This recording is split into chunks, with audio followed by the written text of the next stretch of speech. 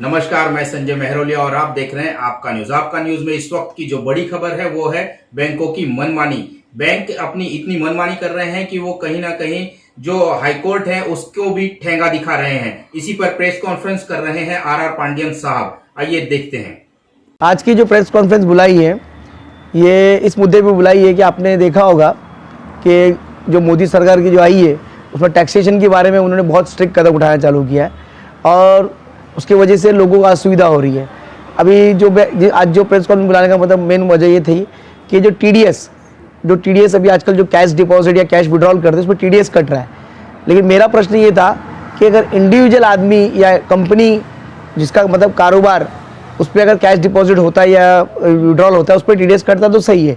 लेकिन जो पद संस्था है, कोऑपरेटिव सोसाइटीज़ है, पद संस्था है या कोऑपरेटिव फेडरेशन है, कोऑपरेटिव मार्केटिंग मल्टी जो फेडरेशंस वगैरह है या कोऑपरेटिव सोसाइटीज़ है, उनका इससे बहुत बड़ा प्रॉब्लम हो रहा है। क्योंकि कोऑपरेटिव सोसाइटीज़ होता है वो भी एक रिसिपिएंट है।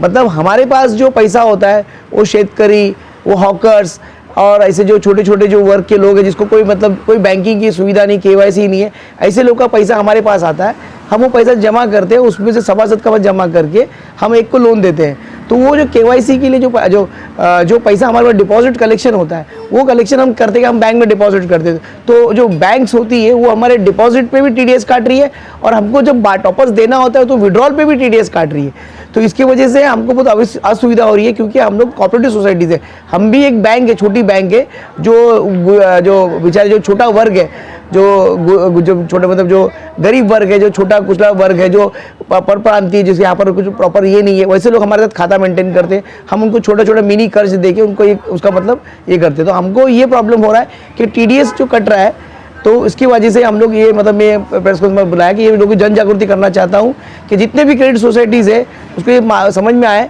क्योंकि एक ऑर्डर हुआ है मद्रास हाई कोर्ट में कि कोऑपरेटिव सोसाइटीज़ है वो एक रिसिपिएंट है, वो भी एक छोटा बैंक है, उनके लोगों का पैसा होता है और टीडीएस यानी टैक्स डिडक्शन एक्ट सोर्स, मतलब कैश जो मतलब इनकम जो होता है उस पर टीडीएस होता है। तो ये बैंक हमारी जो छोटी सोसाइटीज़ है, जो कोऑपरेटिव सोसाइटीज़ है, पद संस्था है, ये भी बैंक की जैसा ही है, टोटल बैंकिंग ही करते हैं हम लोग, सिर्फ चेक क्लियरिंग नहीं करते। हम लोग छोटी बैंक है, जो छोटे छोटे जो लोग हैं, जो निचले तबके के लोग हैं, गरीब लोग हैं, वैसे लोग की ये छोटी बैंक होती है। तो ऐसे हम लोग जो ऐसे ब्रांचेस बहुत सारी ब्रांचेस होता है, बहुत जगह से कलेक्शन आता है, जो पैसा बड़ा हो जाता है तो जैसे ही 20 लाख का टर्नओवर पार होता है तो वो टीडीएस काटना चालू करते हैं, वो भी 2%। और मेरा ये बोलना है कि टीडीएस जो है वो हम पे अप्लीकेबल नहीं है। उसके बारे में पुष्टि मद्रास हाईकोर्ट ने कुछ महीने पहले मद्रास हाईकोर्ट ने कोरम में पूरे जितने पिटीशन पे ऑर्डर दे दिया कि एप्लीकेबल नहीं। फिर भी अपने महाराष्ट्र में जो कुछ सारी बैंक है जो उस कोऑपरेटिव उस जो हाईकोर्ट का आदेश मानने को तैयार नहीं है, वो बोलती है हमारे पे एप्लीकेबल नहीं है। पर एक हाईकोर्ट का आदेश अगर ये मानने को तैयार नहीं है तो इसके लिए मैं जन जागृति करने की कोशिश कर रहा हूँ और आप लोग के माध्यम से उनको जगाना चाह रहा हूँ कि ये जो कर रहे हैं गलत कर रहे हैं।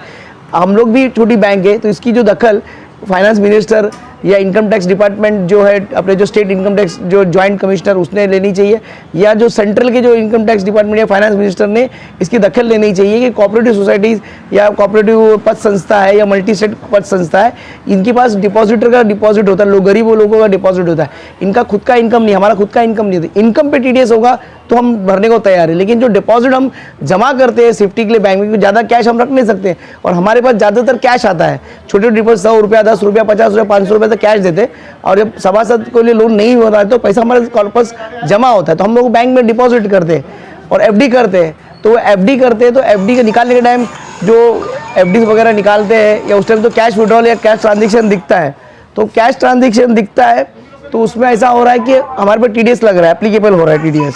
मैं आप लोग के माध्यम से ये बताना चाहता हूँ, सरकार को जगाना चाहता हूँ, फाइनेंस मिनिस्ट्री है, स्टेट फाइनेंस मिनिस्ट्री है, सेंट्रल फाइनेंस मिनिस्ट्री है, income tax department, state income tax department, central income tax department है, उससे से दखल लेनी चाहिए।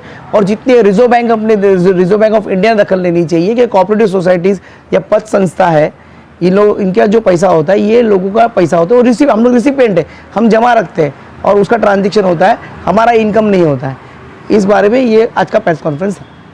एक्चुअली आरबीएल बैंक का जो है उसके कुछ ब्रांचेस तमिलनाडु में भी है, एचडीएफसी की भी तमिलनाडु में, आईसीआईसीआई बैंक की भी तमिलनाडु में, पर वहाँ पर वो लोग काट नहीं रहे।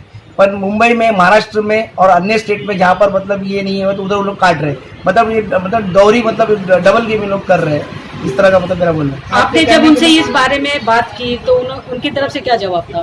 तो जब मैंने उनको ये बताया कि आपकी जो त्रिवेली ब्रांच है वहाँ पर मेरे चाचा का भी अकाउंट है, वो भी कोऑपरेटिव सोसाइटी की ही है, उनका नहीं कट रहा है, अब यहाँ पर काट रहे हो, तो बोलता है वहाँ का हमको पता नहीं है। मतलब जो उनके उत्तर बराबर रहे थे, जो डीएम था उसको उत्तर बराबर रहे थे, जो टालने की कोशिश कर रहे थे, सही उत्तर दे नहीं रहे।